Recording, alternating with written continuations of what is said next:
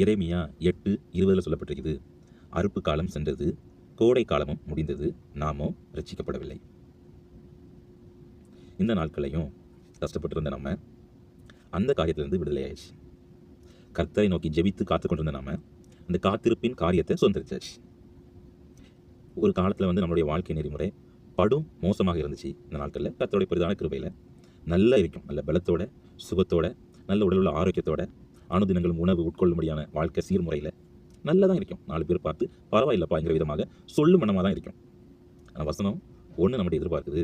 அறுப்பு காலமும் சென்றது, நம்மளுடைய அறுவடை காலம், அதாவது நம்ம சுதந்திரிக்கும்படியான காரியமும் நம்முடைய வாழ்க்கையில் வந்தாச்சு. கோடை காலமும் முடிஞ்சாச்சு. நம்ம நினைச்சதெல்லாம் நம்முடைய வாழ்க்கையில் நடக்கவும் செய்தாச்சு. நாமும் ரட்சிக்கப்படவில்லை. உலக பிரகாரமான காரியத்திற்காக நம்ம கர்த்தரை தேடி கர்த்தருடைய நாமத்தில் அதை பெற்றுக்கொண்டாச்சு. ஆனால் கர்த்தர் நம்மகிட்ட சில காரியங்கள் விரும்புகிறார். அந்த காரியம் மாத்திரம் இன்னும் பெண்டிங்லேயே இருக்கு. விட்டு கொடுப்போம், ஒப்பு கொடுப்போம். சத்தியத்தை அறிவோம், சத்தியம் நம்மளை விடுதலையாக்கும்.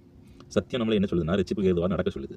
இம்மைக்குள்ள காரியத்தை மாத்திரம் பார்க்க சொல்லல, மறுமைக்குள்ள காரியத்தையும் பார்க்க சொல்லுது.